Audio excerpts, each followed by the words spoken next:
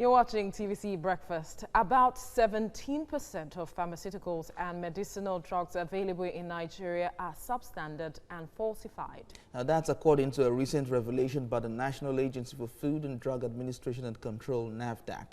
6 years after Nigeria launched the National Drug Distribution Guidelines, drugs are still indiscriminately sold, distributed and administered by quacks across open markets. Idumota, Lagos, is home to one of the largest unregulated open drug markets in the country. The upsurge in consumption of fake drugs has become a major contributor to high death rate and a prolonged period of illness. Doctors say fake drugs are the reason diseases like kidney failure, once suffered mostly by the elderly, are now prevalent in young people. Data from the National Agency for Food and Drug Administration and Control revealed that the agency destroyed fake drugs worth 4.7 billion naira in 2018. The Pharmaceutical Society of Nigeria said the sources of fake drugs in Nigeria are India, China, and Pakistan. Well, joining us now is a former chairman of the Pharmaceutical Association of Nigeria, Olugbenga Olubowale. Good morning. Thank you for joining us on TVC Breakfast. All right, now this issue is a major challenge in Nigeria, such that when you even get to see the fake drugs, you can't really identify them. How complex or challenging is this issue for your body, so to speak? Yeah, it's a very sad commentary on all of us as a nation, as a people, because we have not really tackled this issue of fake drug as needed. And to me and to my society, I think we are still using the king's glove in treating this issue. Why is that? Because essentially, you see, drug should be considered also as a security concern. Because if you have fake drugs in circulation, it can wipe out a whole lot of people. We've seen medical doctors complaining of kidney failures, organ failure, all because of this fake drugs issue. And then during the intro, you did mention that 6 years ago, there is a national drug distribution guideline, which the government has actually accepted as the way to go to checkmate this issue of fake drugs. But as I speak to you now, we have not really implemented this particular national drug distribution guideline. Why is it that we haven't implemented this guideline? Is it not supposed to check the distribution or propagation of fake drugs in the country? Exactly. Why they have not done it is simply because there's no political will to do it. For the past 6 years, they've been shifting the goalpost.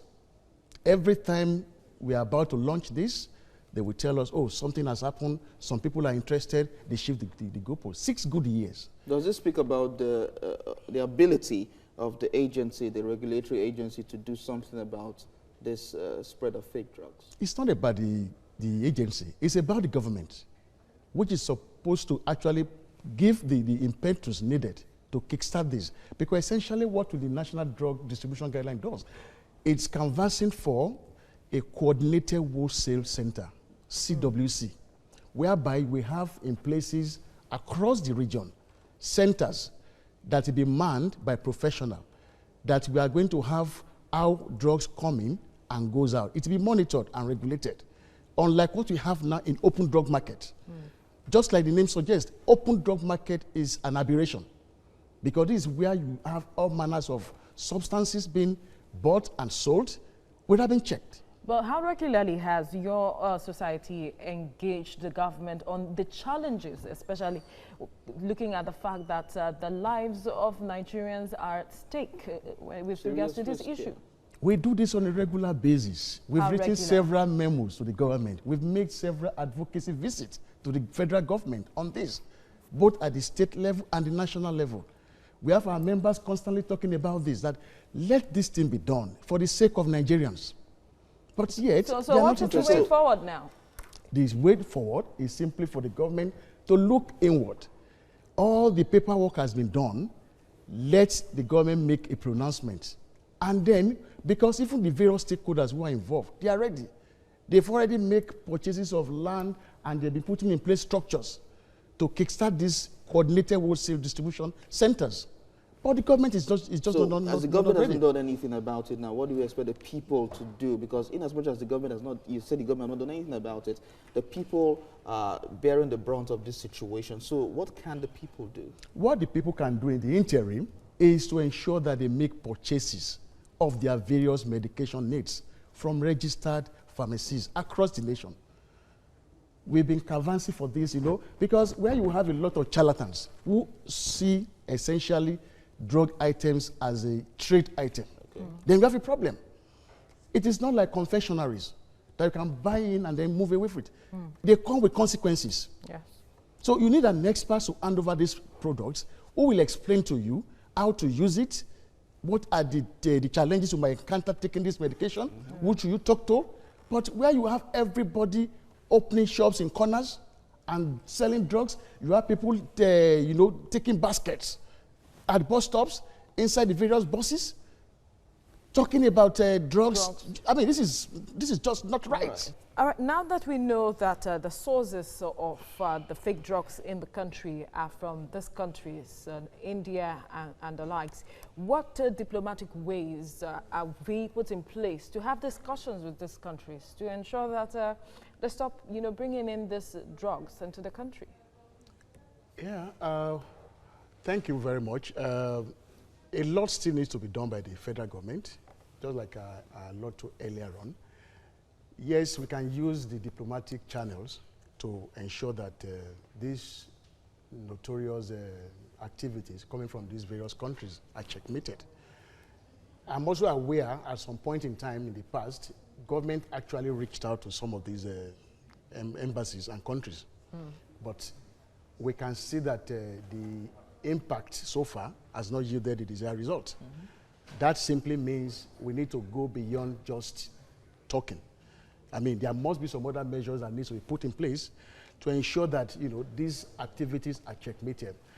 Maybe you need to know that, look, in this country, some of these products they bring into our country, they cannot even use it in their own country. They label it for export only.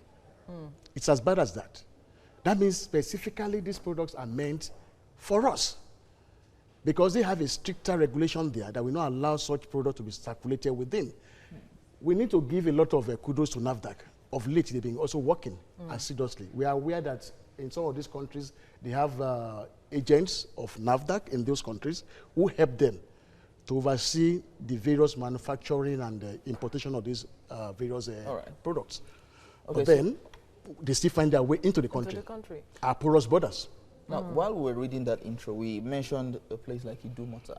But earlier, we were talking about people who sell in buses. Sure. Some of these drugs are not in pharmaceutical stores, but they find their way in the hands of people and they are sold in public buses. How can the agency handle that situation? Because we see that a lot of times they say one drug cures about 10 ailments. That's right. So what can the agency do? That's what's called in local parlance. Yeah, you see, there is a lot of collaboration effort that are actually needed. And everybody needs to be, you know, up and doing. Deck, yeah. Even the media, you have a lot of work to do in terms of advocacy, creating awareness among the populace. Because some people, out of ignorance, it is cheap by 50 naira, by 100 naira, you are now risking your life. You cannot in any way, you know, compare it, because once the life is lost, it is lost forever. Now, to your question, the agency, even our own society, Pharmaceutical Society of Nigeria, we've done several, you know, awareness with the NURTW at the parks, you know, trying to tell the drivers that please don't let these people use your vehicle. But we still see these things happen. They still do it. How effective have your advocacy been? Well, from all indication, we need to do more. Everybody, like I said, everybody, the market women, the bus drivers, you know, the various people concerned, because it's about our life. Now, what is the agency doing, that's your society doing, with regards to those places where those drugs are sold, not in buses now, who are not registered under your society, or who are not registered, so to speak, to sell these drugs? Are there fines to be paid? Are there sanctions, punishments that could serve as deterrent to these shops that are not meant to be selling these drugs? Yeah. Sorry, in addition to that as well, how do we recognize shops that are registered under your body?